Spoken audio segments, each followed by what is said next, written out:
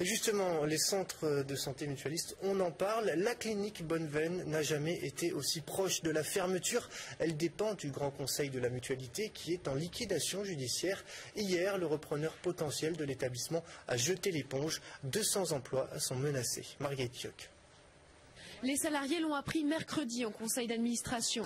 Le groupe SOS, candidat pour la reprise de la clinique, se retire. Pour le personnel, la menace d'un licenciement n'a jamais été aussi proche. Depuis 3 ans, là, on nous dit que si on continue, on va dans le mur.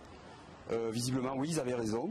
Alors, ils ont peut-être des dons extra-lucides, mais en tout cas, ils n'ont pas des dons de gestion. Ils n'ont rien fait pour modifier la situation.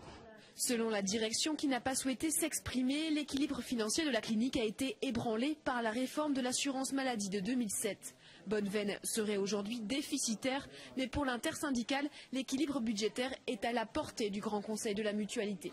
La mutualité au niveau national a décidé de se désengager de ce qui correspond à toute l'hospitalisation de la mutualité.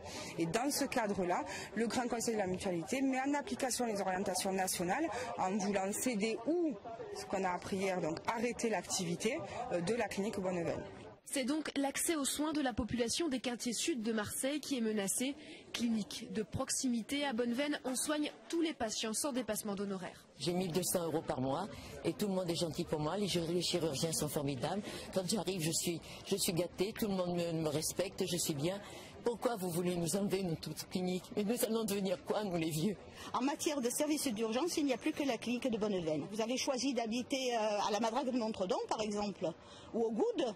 Il vous arrive un problème cardiaque. L'élu craint que les terrains soient revendus pour un projet immobilier et en appelle à la nouvelle ministre de la Santé.